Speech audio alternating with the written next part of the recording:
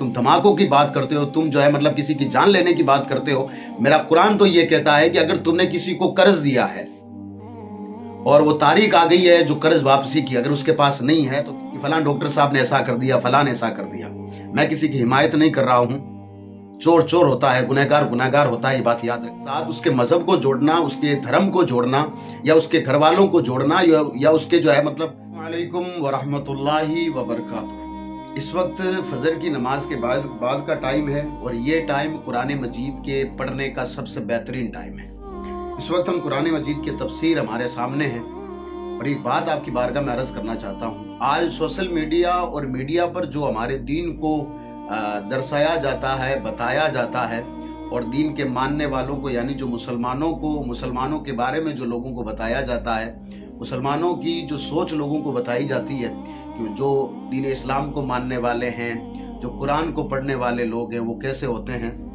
मैं फिर से आपकी बारगाह में अर्ज करता हूँ, मीडिया की बातों में आकर के किसी को जज मत कीजिए हैं।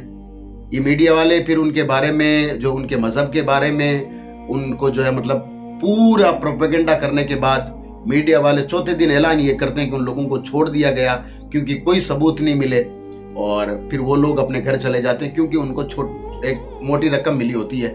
ये हायर किए हुए बंदे होते हैं, इनका दीन से, इनका इस्लाम से, इनका कुरान से कोई लेना देना नहीं है।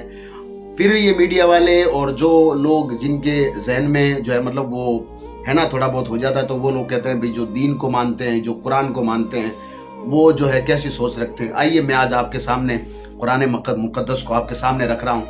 मैं आज कुरान मुकद्दस के अभी ये तीसरा पारा है और सूरतुल बकरा है, इसकी आखिरी आयतें हैं। मैं आखिरी आयतें इसलिए कह रहा हूँ, ये वो आयतें हैं जो अल्लाह तबारक व तआला के आखिरी पैगंबर मोहम्मद मुस्तफ़ा सल्लल्लाहु तआला अलैहि वसल्लम की बारगाह में हज़रत जिब्राइल उस वक्त लेकर आए थे जिस वक्त आका अलैहिस्सलातु वस्सलाम जो है मतलब आखिरी अयाम में थे।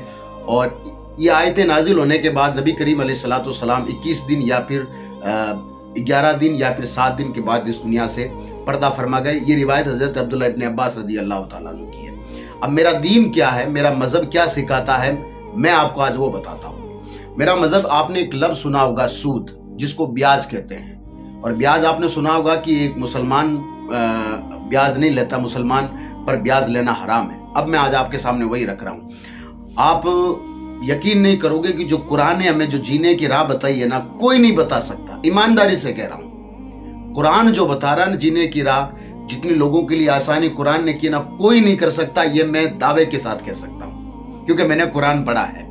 अब कुरान क्या कहता है उसको सुनिए।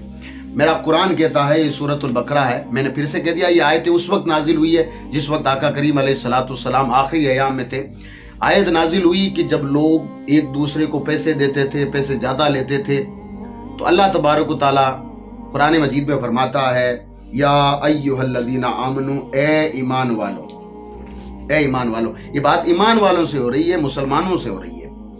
अल्लाह से डरो और छोड़ दो जो बाकी रह गया है सूद, जिसको आप ब्याज कहते हैं। अगर अल्लाह तबारक व तआला फरमाता इन कुंतुम मोमिनीन, अगर तुम मुसलमान हो, अगर तुम मोमिन हो, ये मोमिन के लिए बात हो रही है।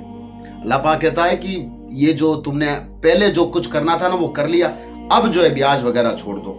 ये आयत नाजिल की हुई, अब मैं आपको तफसीर बताता हूँ। इसकी तफसीर में ये है, ये आयत नाजिल इसलिए हुई कि जो है ब्याज हराम होने से पहले मक्का में, मदीना में जो लोग थे ना, वो ब्याज का कारोबार करते थे।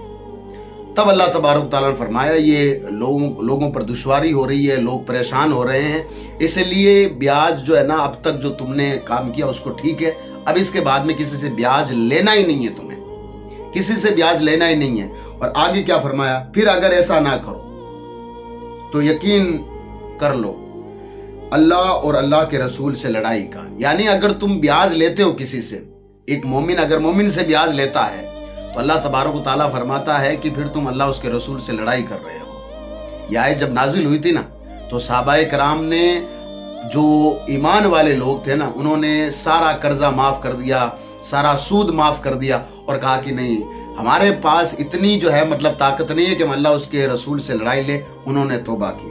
अब आगे क्या फरमाया, अगर तुम तौबा करो तो अपना असल माल हासिल कर लो, यानी जो तुम्हें दिया हुआ है ना वो तो ले लो।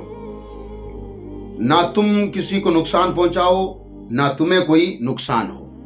اب یہ بات تو یہاں تک آ گئی۔ اب میں نے جو بات کہی تھی نا کہ میرا قرآن جو ہے وہ کتنی آسانی کرا لوگوں کے جینے کے لیے، قرآن کہہ رہا ہے وَإِن كَانَ، اور اگر قرض دار تنگی والا ہو، یعنی جس کو آپ نے پیسے دیے ہیں وہ پریشان ہے، اس کے پاس اس وقت پیسے نہیں ہے کہ وہ آپ کو دے سکے، آپ نے کہا تھا میں فلاں تاریخ کو پیسے دے دوں گا، اب وہ تاریخ آ گئی ہے، وہ اس کے پاس پیسے نہیں ہے، تو قرآن کہتا ہے اس کو پریشان نہ کر۔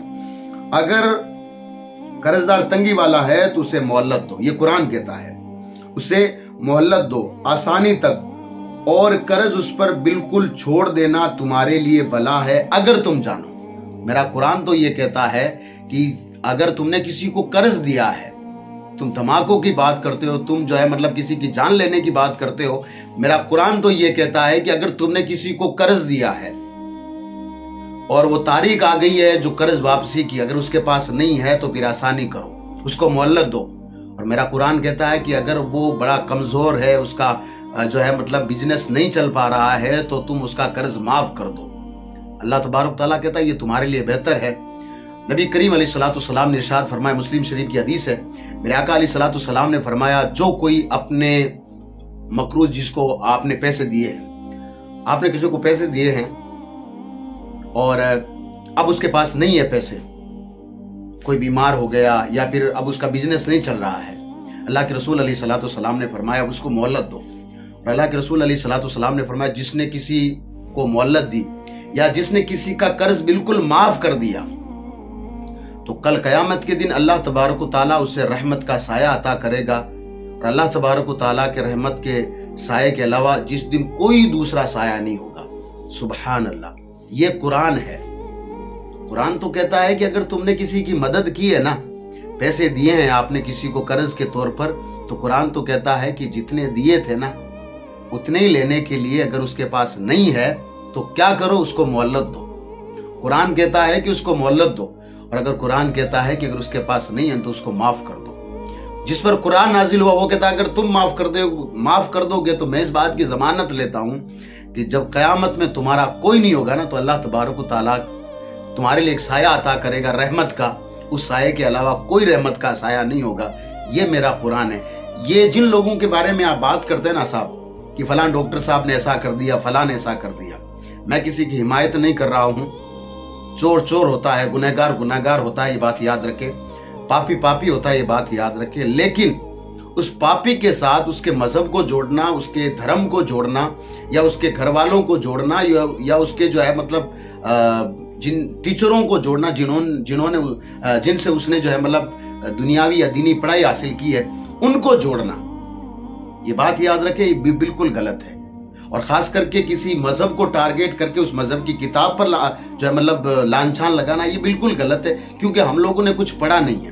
میں خاص کر کے ان لوگوں کی بارگاہ میں عرض کر رہا ہوں جن لوگوں نے قرآن کو دیکھا تک نہیں ہے، اور وہ یہ کہہ دیتے ہیں کہ قرآن میں یہ لکھا ہوا ہے۔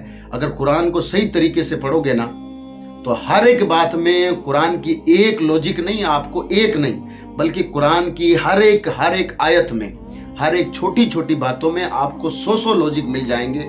لیکن یہ کام کرنا چاہیے بندے کا، اور یہ صاف ہونا چاہیے جس کو دل کہا جاتا ہے۔ اب یہ صاف ہے ہی نہیں، کیونکہ ہم نے تو پہلے ہی نام دیکھتے ہی اپنے دل میں ہم خوش ہو گئے، ہمارا ذہن خوش ہو گیا کہ او ہو فلاں نام کا بندہ پکڑا گیا ہے، اب تو ہمیں قرآن کو ٹارگیٹ کرنا ہے، اب تو ہمیں اسلام کو ٹارگیٹ کرنا ہے۔ تو پھر یہ بات یاد رکھیے، پھر یہ صاف نہیں ہے آپ کا صاف۔ میں پھر سے کہہ رہا ہوں جو برا ہے اس کو برا کہنا چاہیے، لیکن اس کا مطلب یہ نہیں ہے کہ ایک آدمی برا اگر ہے تو ہم اس کے باپ کو برا کہیں، ہم اس کے بھائیوں کو برا کہیں، ہم اس کے گھر والوں کو برا کہیں، ہم اس کے وطن کو برا کہیں، ایسا کبھی نہیں ہو سکتا۔ یہ بات یاد رکھیں جی، یہ بات یاد رکھیں۔ اور یہ قرآن جو ہے نا، یہ کوئی وہ اکیلا نہیں ماننے والا ہے، یہ قرآن پوری دنیا میں پڑھا جاتا ہے سرکار، پوری دنیا میں ایسی کوئی جگہ نہیں ہے زمین پر جہاں یہ قرآن نہیں پڑھا جاتا۔ تو اس کو قرآن کو، میں تو کہہ رہا ہوں قرآن کو ایک بار پڑھ لیجئے، اور پڑھنے کے بعد کسی کے پاس بیٹھ کر کے ادب کے ساتھ بیٹھ کر کے بھی ہمیں اس قرآن کے بارے میں تھوڑا بتائیے، تب آپ کو پتہ لگے گا یہ قرآن کیا ہے۔ یہ قرآن لوگوں کو جینے کی راہ دیتا ہے۔ اگر کوئی غمگین ہے تو قرآن پڑھتا ہے تو اللہ تبارک و تعالیٰ اس کے غم دور کر دیتا ہے۔ یار وہ جب قرآن پڑھتا ہے تو قرآن میں جب اللہ تبارک و تعالیٰ کے فرامین کو پڑھتا ہے نا تو پھر یاد کریں کہ پھر وہ سارے غم بھول جاتا ہے. اگر وہ دنیاوی پریشانی میں ہے، اگر وہ قرآن پڑھتا ہے تو اپنی ساری پریشانی کو بھول جاتا ہے. اگر وہ بیمار ہے اور قرآن پڑھتا ہے، حالانکہ قرآن اللہ تبارک و تعالیٰ نے قرآن کو شفا کہا ہے، اور اس نیت کے ساتھ پڑھے کہ اللہ تبارک و تعالیٰ مجھے شفا عطا کرے گا، مجھے ٹھیک کر دے گا، تو یہ قرآن ہے. تو اللہ تبارک و تعالیٰ کے لیے کسی پر لانچہ لگانے سے پہلے قرآن کو پڑھیے. السلام علیکم.